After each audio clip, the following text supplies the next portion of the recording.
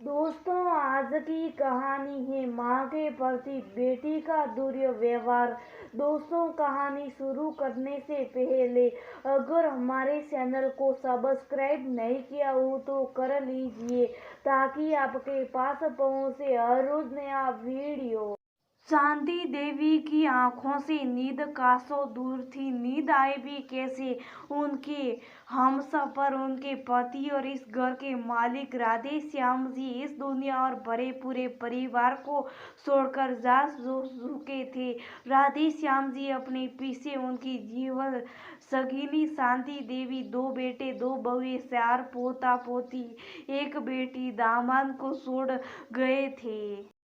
पति के जाने के बाद से शांति देवी एकदम चुप सी हो गई थी।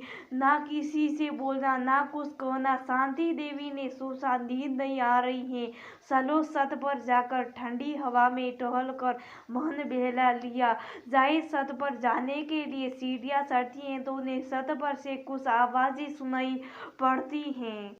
छत के दरवाजे से देखती हैं कि यहाँ तो पूरी महफिल जमी है। रात के 11 बजे बेटा बहू बेटी दामाद सभी हैं, उनके कदम वहीं ठहर जाते हैं। अब पिताजी तो रहे नहीं, इसलिए हमारे पति यानी तुम सबके बड़े भैया ही इस घर के बड़े कहलाएंगे। सासू माँ अकेली हो गई हैं तो उन्हें अब इतने बड़े कमरे की क्या जरूरत। हमारा कमरा भी अब हमें छोटा पड़ने लगा है। उनका कितना बड़ा और कितना आलीशान कमरा है। जब से हम शादी करके आए हैं तभी से उस कमरे में हमारा मन अटक गया था, इसलिए सासू माँ और ससुर जी का कमरा अब हम ले लेंगे। सासू माँ जी को हमारा कमरा दे देंगे। बड़ी बहू नंदिनी ने अपना फरमान सुनाया। शांति देवी को तो अपने कानों पर विश्वास नहीं हो रहा था। जिस बहू को वह अब तक गाय समझती थी उसने आज अपने सींग दिखा दिए।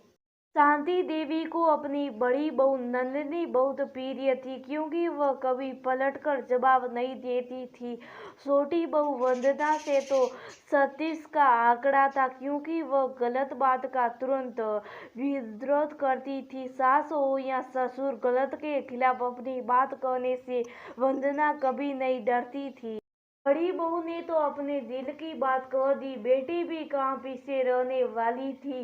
बेटी सुषमा बोली, पिताजी तो अब रहे नहीं, माँ को अब भारी साड़ियों का क्या काम, इसलिए मैं उनकी भारी चटक रंग वाली 10-12 साड़ियाँ ले जाऊंगी। शादी की 30वीं सालगिरह पर पिताजी ने माँ को सोने का हार बनवा कर दिया था, वह भी ले जाऊंगी। अब माँ को इसकी क्या जरूरत है। बेटी से ऐसी उम्मीद शांति देवी को नहीं थी। आज उनके पति को गए 15 दिन भी नहीं हुए थे, घर के बच्चे इतना संवेदनशील हो गए। बड़े भैया तो कहने भर के बड़े थे, उन्होंने घर के मामलों में पहले कभी ना बोला, ना अब बोल रहे थे। तभी छोटी बहू वंदना की विद्रोही आवाज सुनाई दी, बस करो आप सब ससुर जी चले गए। इसका मतलब ये नहीं कि सासू माँ के होते हुए आप सब अपनी मन मर्जी करेंगे। रही बात कमरे की तो कमरा हमेशा से ससुर जी और सासू माँ का था और रहेगा। ससुर जी नहीं रहे इसका मतलब ये नहीं कि सासू माँ को इस कमरे से अलग कर दे। आज भी सासू माँ इस घर की मालकिन है, कितनी पुरानी यादें जुड़ी होगी उस कमरे से। रही बात आपके कमरा छोटा होने की तो अब आप अपने बच्चों को सासू माँ के पास भी सुला सकते हैं, जिससे सासू माँ का अकेलेपन भी दूर हो जाएगा और बच्चों को उनसे कहानियाँ लोरी सुनने का मौका भी मिलेगा।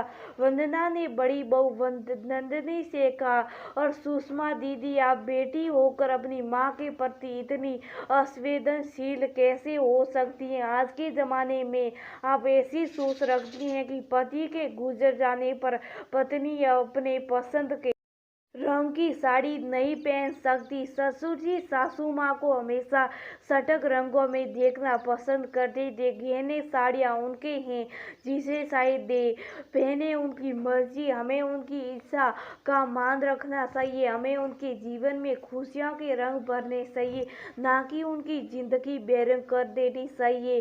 छोटी बहू ने कड़े शब्दों में अपनी जेठानी नंदन की गलत बातों का विरोध किया। शांति देवी के दोनों बेटों ने भी सिर हिलाकर अपनी सहमति दर्शा दी। तभी सासू माँ सबके बीच आती हैं और छोटी बहू वंदना कर सिर पर हाथ रखकर वापस अपने कमरे में चली जाती है। अपनी पति की तस्वीर के सामने खड़ी हो गई। मानो कहना चाहती हूँ कि जिस बहू को मैंने पत्थर समझा वो हीरा निकली।